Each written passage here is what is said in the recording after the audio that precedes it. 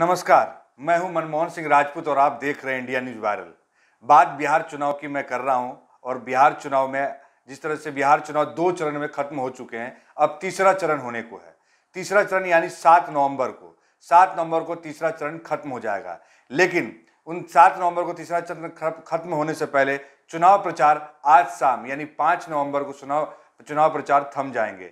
उसके बाद प्रत्याशी हैं वो घर घर जाकर अपना मत के लिए अपना हाथ जोड़कर विनती कर सकते हैं, ना वो रैली कर सकते हैं। जिस तरह से नरेंद्र मोदी बिहार में रैली कर रहे हैं, नीतीश कुमार रैली कर रहे हैं, तेजस्वी यादव रैली कर रहे हैं, उसी तरह चुनाव प्रचार आज शाम 5 बजे थम जाएगा। इसके बाद कोई भी चुनाव प्रचार नहीं कर सकते हैं। बड़े नेता हो या छोटे हो या प्रत्याशी, कोई भी चुनाव प्रचार नहीं करेंगे। अब वो 7 तारीख को अपने किस्मत को आजमाने के लिए यानी अपने वोटिंग का इंतजार करेंगे, ताकि वो जो प्रत्याशी है 7 नवंबर को वोटिंग हो सके। और 7 नवंबर के बाद यानी 10 नवंबर को इनके किस्मत का फैसला होगा। हम ये कह सकते हैं कि ये कौन जीतेगा कौन हारेगा, ये किस्मत का फैसला ये जादुई पिटारा में अब जैसे ईवीएम में बंद होने के बाद ये 10 तारीख को उनके किस्मत का फैसला होगा। और 10 तारीख को सुबह 9 बजे से लेकर रात के 9 बजे तक ये गहमा गहमी रहेगा। आपको भी पता है चुनाव में इस तरह की गहमा गहमी बनी रहती है। उसके 7 तारीख को चुनाव खत्म होते के साथ ही 8 तारीख से एग्जिट पोल या 7 तारीख के शाम के 7 बजे से ही आप एग्जिट पोल देख सकते हैं कि किसकी सरकार बनेगी।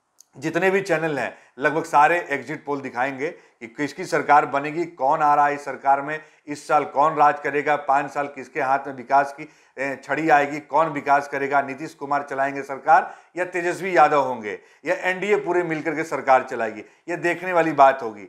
ये समीकरण तो अब 10 तारीख को ही पता चलेगा कि किसके साथ सरकार नीतीश कुमार बनाते हैं या तेजस्वी यादव बनाते हैं। हो सकता है कि अगर तेजस्वी यादव की सीट कम आती है और उनको किसी के साथ अपना जिस तरह से वो महागठबंधन के साथ चुनाव लड़ रहे हैं, कांग्रेस है उनके साथ में, वो खुद आरजेडी है उनके साथ में, और जैसे 1-2 पार्टियां उनके कांग्रेस है जिस तरह से उनके साथ में जुड़ी हुई है, और 1-2 पार्टियां उनके साथ जो जुड़ी हुई है, वो सब मिलकर के उस समीकरण में देखेंगे क्या हम सरकार बना पा रहे हैं या हमारे साथ सरकार में कुछ ऊपर नीचे है। इसी तरह जेडीयू नीतीश कुमार भी ये चीज देखेंगे कि जेडीयू को कितनी सीटें आती है, बीजेपी को कितनी सीटें आती है, उसके बाद उनके साथ में जो वीआईपी को जो सीटें दी गई है वो कितने सीटें लेकर के आती है। इसी उथल पुथल को देखने के बाद सरकार बनाएंगे। हालांकि ये तो 10 तारीख की बात होगी, 10 तारीख को कौन सरकार बनाएगा नहीं बनाएगा ये तो 10 तारीख को मैं बात करूंगा।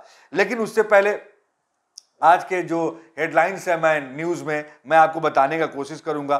थोड़ा उससे पहले मैं गिरिराज सिंह के बारे में आपको बताऊं। गिरिराज सिंह ने एक ट्वीट किया है कि जिन के रूप में बाहर आएगा, यानी उन्होंने भी कहा है कि जिन के रूप में 10 तारीख को बाहर आएगा। किसी को गलतफहमी ना हो, राजग जो है एनडीए जिसके बारे में कहा जाता है प्रचंड बहुमत से जीतेगा। केवल नरेंद्र मोदी के कामों से गरीबों को आशीर्वाद मिल रहा है, या जिन के रूप में बाहर निकलेगा। मतलब उनका साफ कहना, उन्होंने अपना सिगुपा छोड़ दिया है। कोई भी भ्रम में ना रहे, हम पूरी तरह बहुमत से सरकार बना रहे हैं और नरेंद्र मोदी के कामों के और नरेंद्र मोदी के विकास को देखते हुए हमें वोट मिल रहा है और हमें समर्थन मिल रहा है। मतलब कि वो पूरी तरह से आश्वस्त हैं कि हम सरकार बनाने जा रहे हैं और हम सरकार बनाएंगे। जैसे कि हर नेता आपको पता है चुनाव से पहले और चुनाव के बाद जो वादे करते हैं, उसी तरह उनका भी एक नया सिगुफा कह सकते हैं। उसी तरह आपको मैं बताऊं कुछ झड़पें भी हुई है। उन झड़प में जिस तरह से मैं कह सकता हूं कि महागठबंधन के प्रत्याशी का जीतने का दावा किया तो वहां विवाद हो गया। जदयू के समर्थक ने गोली मार दी और गोली है गले में जाकर उनके छर्रा है जो गले में जाकर धंस चुकी है। लेकिन उनको कोई हताहत नहीं हुआ। भाई से हो रही थी बहस, मैं भी पहुंच गया घर के पास, मार दी गोली। मतलब आपस में ही जो चुनाव को लेकर के आपको पता है, जो चुनाव में गहमा गहमी होती है, जो चुनाव के उनके जो कार्यकर्ता होते हैं, कहीं ना कहीं किसी रूप में वो इतने आक्रोशित हो जाते हैं अपने नेता को लेकर के वो खुद लड़ने लगते हैं। लेकिन आप ये भी जानते हैं कि वो नेता जब मिलते हैं एक दूसरे से, जिनके विरोध में वो चुनाव लड़ रहे हैं और जिनके साथ में वो चुनाव लड़ रहे हैं। हालांकि मैं जिस तरह से उदाहरण दे दूं, जैसे नीतीश कुमार अगर साथ बैठे हैं और अगर आज बीजेपी के साथ उनका कहीं किसी रूप में अगर उनके साथ में उनका मतलब कि थोड़ा सा द्वंद्व होता है, तो वो दोनों जब भी मिलते हैं, जैसे सुशील मोदी हो या नीतीश कुमार हो, तो हंस करके बात करते हैं। तो मैं भी उन कार्यकर्ताओं को कहना चाहूंगा, आप नेताओं के लिए आक्रोशित ना हो। आपको वोट किनको देना है, वोट के लिए आप किसको मोबिलाइज कर रहे हैं, आपकी पार्टी कौन सी है, आप ये सब बातें कर सकते हैं। लेकिन आप उन नेता के लिए अपने किसी कार्यकर्ता या अपने किसी साथी का नुकसान ना पहुंचाएं, आप उनको गोली ना मारे। जैसे इस तरह के आज पेपर में खबरें छपी है, समस्तीपुर में मॉर्निंग वॉक पर निकले यूक्राइन के प्रत्याशी को गोली मार दी गई। मतलब ये जो आप देख रहे हैं ये क्या है? आखिर उन नेताओं को लेकर के जो गहमा गहमी होती है, आपस में कार्यकर्ता उलझते हैं और कहीं ना कहीं किसी रूप में कार्यकर्ता का नुकसान होता है। नेता का कुछ नहीं है, नेता तो चुनाव अगर जीत जाते हैं तो सदन में चले जाएंगे, वो कार्यकर्ता को कितने याद करेंगे आप भी जानते हैं और मैं भी जानता हूं। इसी तरह बात करूं जैसे कि अररिया बिहारीगंज में मोदी और नीतीश की जोड़ी जो थी, उन्होंने हमला किया, पूरा अटैक किया। मोदी वोटिंग मशीन भी महागठबंधन की जीत को नहीं रोक सकती। मतलब कि ये कहा है राहुल गांधी ने, मोदी वोटिंग मशीन भी महागठबंधन की जीत को, महागठबंधन के ऊपर उन्होंने कहा है कि जो महागठबंधन है वो उनकी जीत को नहीं रोक सकती। ये राहुल गांधी कह रहे हैं। कल उन्होंने जो रैली की अररिया और बिहारीगंज में, उस रैली में उन्होंने साफ तौर पर सीधा हमला किया है बीजेपी और जेडीयू के ऊपर में कि महागठबंधन को इस बार कोई नहीं रोक सकता। मतलब वो जीत के प्रति आश्वस्त है। जिस तरह से तेजस्वी यादव रैली कर रहे हैं, और रैली क्योंकि वो खुद भी एक नेता है और वो खुद भी अपने लिए चुनाव लड़ रहे हैं, राघोपुर से चुनाव लड़ रहे हैं और सीएम कैंडिडेट होने के बावजूद स्टार प्रचारक भी है। मतलब वो अपने साथ साथ अपने कई और भी प्रत्याशियों के लिए किस्मत के फैसला के लिए वो उनका साथ देने के लिए स्टार प्रचारक के तौर पर उनका साथ निभाने के लिए उनके जगह पर जाते हैं और प्रचार कर रहे हैं। तो उसी तरह राहुल गांधी ने भी साफ शब्दों में कल अटैक किया बीजेपी। पीएम मोदी भी साफ शब्दों में कह रहे हैं कि अगला आईटी हब बिहार को बनाया जाएगा। मतलब पीएम मोदी ने भी अब यहां पर बिहार के लिए एक नया सिगुफा छोड़ा है कि अब कोई पैकेज नहीं, इस बार आईटी हब बिहार को बनाएंगे हम। मतलब कि इस बार उनका साफ कहना है कि इस बार अगर एनडीए की सरकार बनती है, जदयू और बीजेपी मिलकर सरकार बनाती है, तो बिहार को, मतलब युवाओं के लिए एक अच्छी बात है। उन्होंने नया सिगुफा दिया। अब ये कितना कारगर होगा ये तो मैं भी जानता हूं और आप भी जानते हैं, और हम कोशिश करते हैं कि शायद इस बार एनडीए जो बात कर रही है शायद वो काम करे। उन्होंने बिहार को नया आईटी हब बनाने के बारे में कहा। तो नीतीश भी पीछे नहीं है। नीतीश बोले रोजगार के नए अवसर बनेंगे। तो तेजस्वी ने कहा राज्य में उद्योग धंधे ही नहीं है। जब उद्योग धंधे नहीं है तो रोजगार कहां से आएंगे? ये साफ शब्दों में, मतलब नेताओं के जो तीखे बोल हैं वह अटैकिंग है। मतलब कि एकदम साफ शब्दों में कह रहे हैं। तो जिस तरह से नीतीश कुमार कह रहे हैं 10 लाख नौकरी की बात कर लोगों को भरमा रहे हैं। मतलब कौन भरमा रहा है 10 लाख नौकरी की बात में? आपको पता है कि तेजस्वी ने जो अपना संकल्प मैनिफेस्टो जारी किया है उसमें उन्होंने लिखा है हमारा प्रण। उन्होंने प्रण लिया है कि हम 10 लाख युवाओं को रोजगार देंगे। तो उस पे नीतीश कुमार तंज करते हैं कि 10 लाख लोगों को नौकरी कहां से देंगे, वो भरमा रहे लोगों को। आप उनकी बात ना सुने, आप नीतीश कुमार की बात सुने। नीतीश कुमार कहां से रोजगार देंगे, धंधे देंगे, आप नीतीश कुमार की बात को सुने।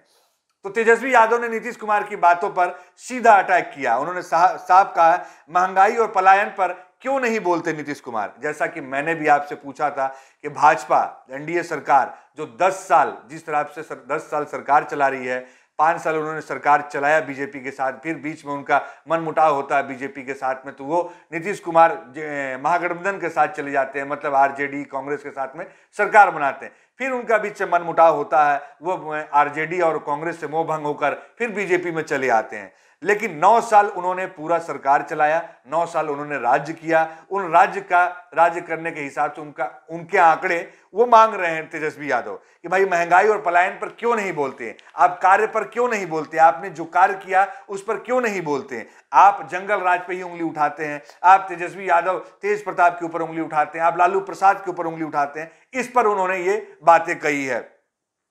तो अब सीधा बातें हैं, जिस तरह से भाई हमारे राष्ट्रीय अध्यक्ष हुए बीजेपी भाजपा के राष्ट्रीय अध्यक्ष जगत प्रकाश नड्डा ने भी कहा जंगल राज के युवराज को खारिज करेगी जनता। नड्डा ने भी, भाई नड्डा भी पीछे क्यों रहे, भाजपा से चुनाव प्रचार करने आ रहे हैं, तो उन्होंने भी सीधा, मैं बार बार कह रहा हूं कि भाजपा के पास चुनावी मुद्दे नहीं है, इसलिए वो सिर्फ लालू प्रसाद यादव और लालू प्रसाद के फैमिली को ही अटैक कर रहे हैं।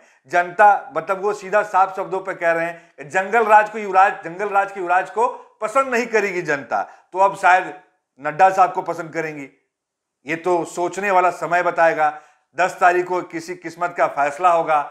मैं ये नहीं कर रहा हूं कि सरकार किसकी बनेगी, कौन बनाएगा, आरजेडी के प्रमुख तेजस्वी यादव बनाएंगे या नीतीश कुमार बनाएंगे, ये तो आने वाले 10 तारीख को पता चल जाएगा किसके भाग्य का किस्मत किसके किस्मत में होगा। तो ये एक जो सोचने वाली चीज है, उस सोचने पर यह 10 तारीख को सबके भाग्य का फैसला होगा। तो मैं बात कर रहा था नीरज कुमार और अशोक चौधरी के। जो नीरज कुमार तो खैर एमएलसी हैं, विधान परिषद से जीत करके जाते हैं और नीतीश कुमार के काफी करीबी हैं। इसी तरह अशोक चौधरी भी कांग्रेस में हुआ करते थे और कांग्रेस में रहने के बाद उन्होंने कांग्रेस से रूट करके वो जदयू में शामिल हो गए। उनको मंत्री पद से नवाजा गया, वो मंत्री भवन निर्माण मंत्री बने। इसी तरह नीरज कुमार सूचना मंत्री बने। तो अब कई लोग उनके ऊपर ये बात कह रहे हैं, कांग्रेस या कई लोग उनके बारे में ये बोल रहे हैं वो 6 महीने से ज्यादा मंत्री पद बने रह गए और वो कहीं से चुनाव जीतकर नहीं आए हैं। तो राज्य सरकार से ये मांग की गई है, राज्यपाल से ये मांग की गई है कि इन दोनों को बर्खास्त किया जाए, इन दोनों को हटाया जाए, ताकि आने जो चुनाव है उसमें किसी को नुकसान ना हो, वो किसी के लिए कार्य ना कर सके। जो अब आपको पता है कल दूसरे चरण का मतदान यानी 3 नवंबर को मतदान जो हुआ, मतदान खत्म हो गया। 55.70% मतदान हुआ। पुरुषों से ज्यादा महिलाओं ने बढ़ चढ़ करके वोटिंग की है। पुरुषों से 5.88% ज्यादा वोटिंग पर महिलाओं ने किया है। मतलब इस बार मैं ये कह सकता हूं कि महिलाओं में वो उत्साह था, महिलाओं ने सरकार बदलने की ठानी है, महिलाओं ने अपना एक सरकार बनाने की ठानी। कह सकते हैं कि किसकी सरकार, हम कहते हैं बार बार किसकी सरकार बनेगी, लेकिन सबसे ज्यादा उत्साह इस बार महिलाओं में था। महिलाओं ने बढ़ चढ़कर हिस्सा लिया अपने वोटिंग को लेकर के।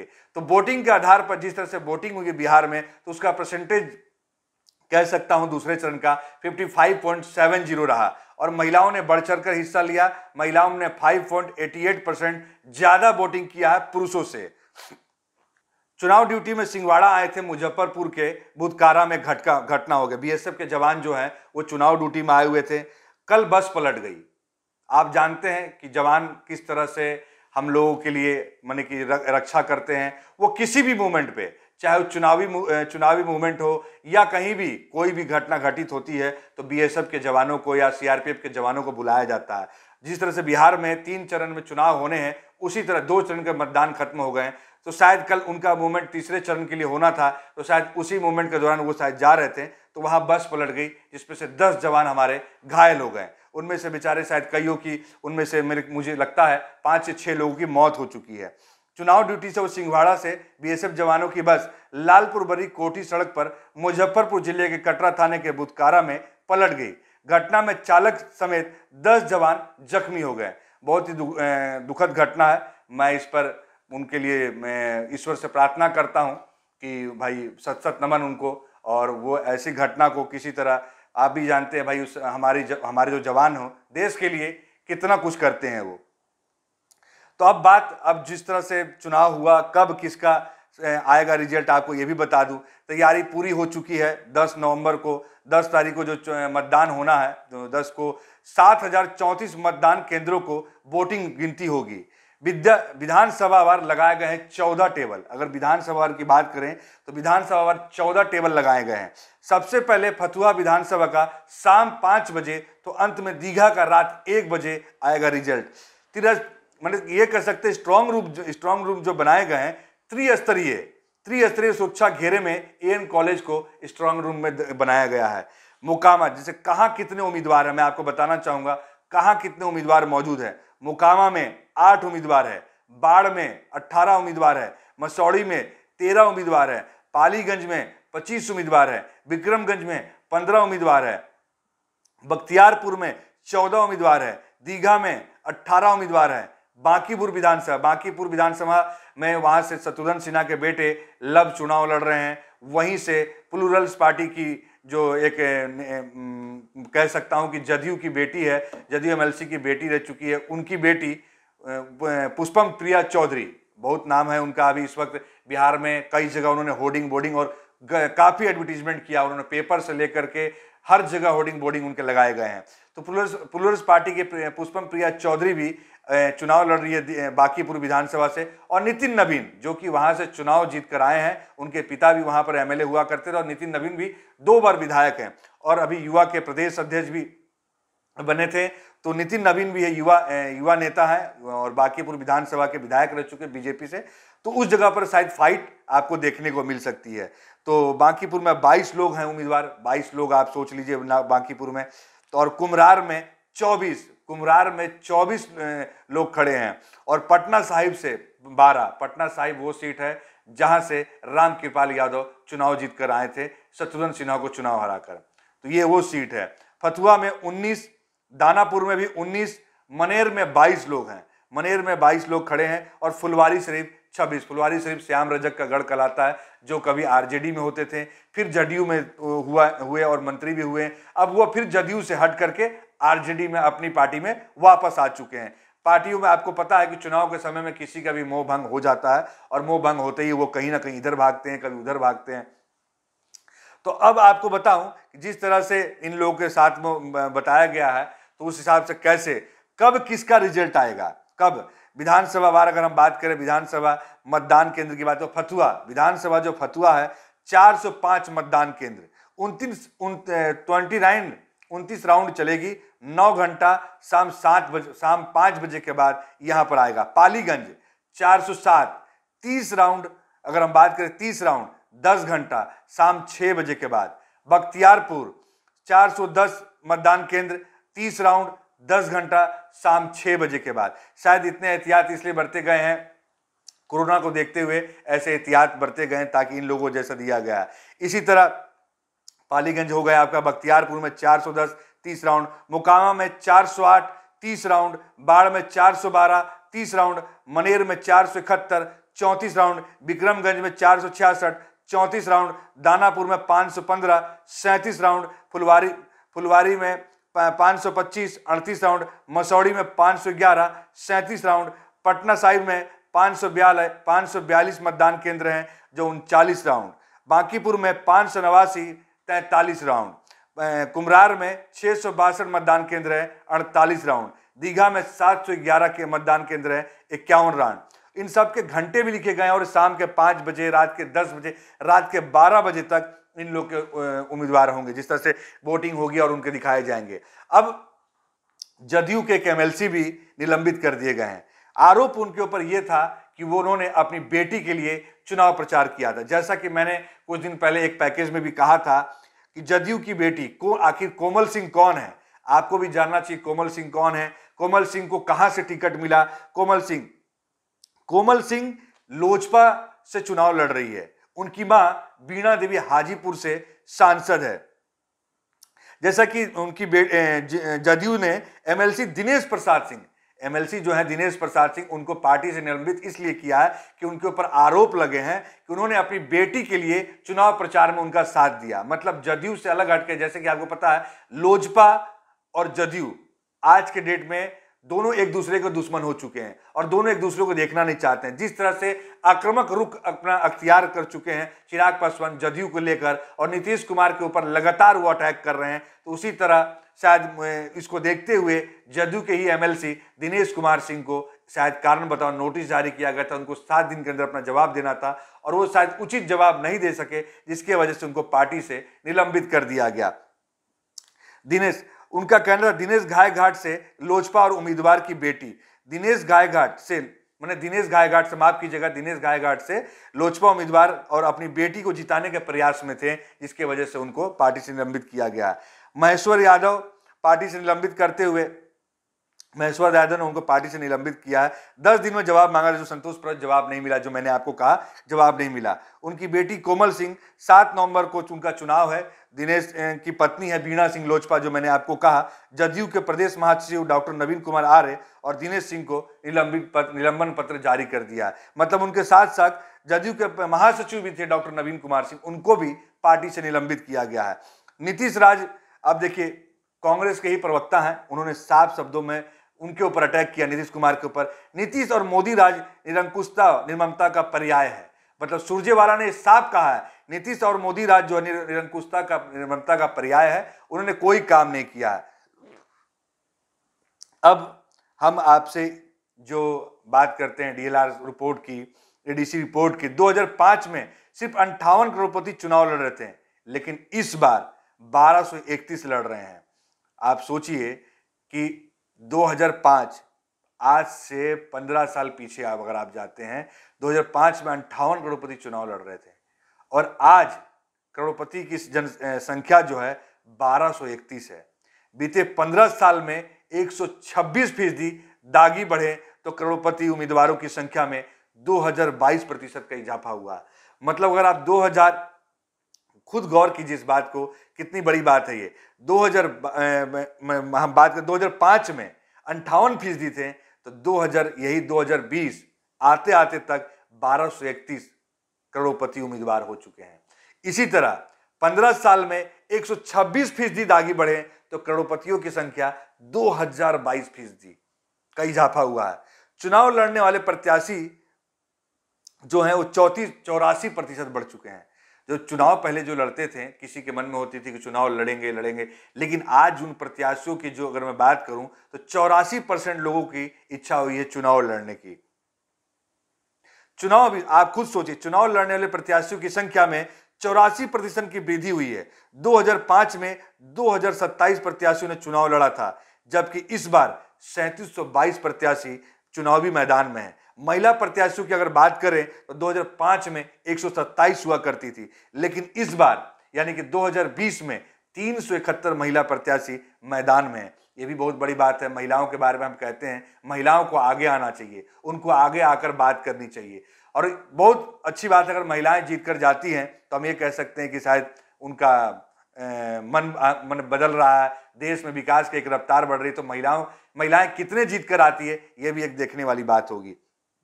अब चलिए हम चुनावी वर्ष में बात करते हैं, आपराधिक मामलों के बारे में बात करेंगे, गंभीर मामलों की बात करेंगे, करोड़पति की बात करेंगे, स्नातक प्लस की बात करेंगे, महिला की बात करेंगे, कुल प्रत्याशियों की बात करेंगे। देखिए आपराधिक मामले 2005 में 533 थे, वही 2010 1048 आपराधिक मामले प्रत्याशी जो थे, वहीं 2015 में 1016 और 2020 आते आते तक 1201 आपराधिक मामले प्रत्याशियों के ऊपर दर्ज हैं। 1201 ऐसे प्रत्याशी हैं जिनके ऊपर आपराधिक मामले दर्ज हैं।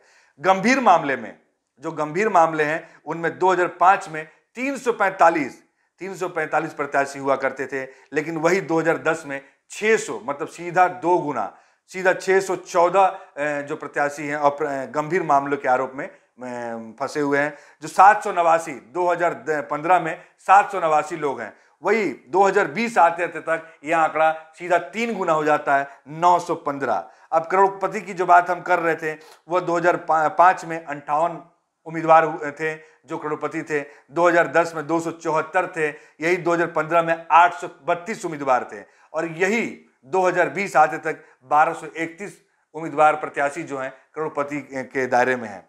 अब स्नातक की बात करें तो 2005 में स्नातक 826 थे, 2010 में 1375 थे, 2015 में स्नातक जो थे 1408। स्नातक प्रत्याशियों की मैं बात करता हूं, हम कहते हैं कि पढ़े लिखे होने चाहिए, हमारे प्रत्याशी पढ़े लिखे होंगे तभी जाकर के वो बीच में वो कहीं हमारी बात को रख सकते हैं, सदन में हमारी आवाज को उठा सकते हैं। तो वो हमारे लिए जो है स्नातक प्लस 2005 में 826 थे, 2010 में 1375 थे, 2015 में 1408 थे, और 2020 में ये हमारी खुशी की बात है कि 2020 में 1794 मतलब 50% ऐसे उम्मीदवार हैं जो स्नातक प्लस हैं।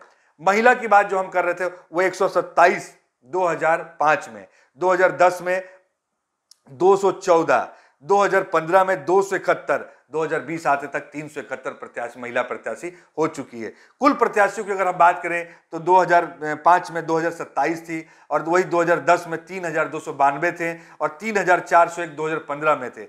2020 आते आते तक 3722 प्रत्याशियों ने अपने भाग को आजमाने का कोशिश किया है, अपने भाग को आजमाने के लिए वो पूरी तरह से पूर्ण रूप से है। लेकिन अब इनके किस्मत का फैसला 10 तारीख को होगा। 10 तारीख को सबके किस्मत का ताला खुलेगा, किसकी हार होगी, कौन जीतेगा, ये तो समय बताएगा। आने वाला समय किनका होगा ये सब उनके लिए आप देखेंगे, क्या मैंने बताएंगे, इनके लिए आपको खुद सोचना है कैसे किसके लिए काम करेंगे। ये अब प्रत्याशी, जिस प्रत्याशियों की बात हो रही थी, ये उनके लिए बात है।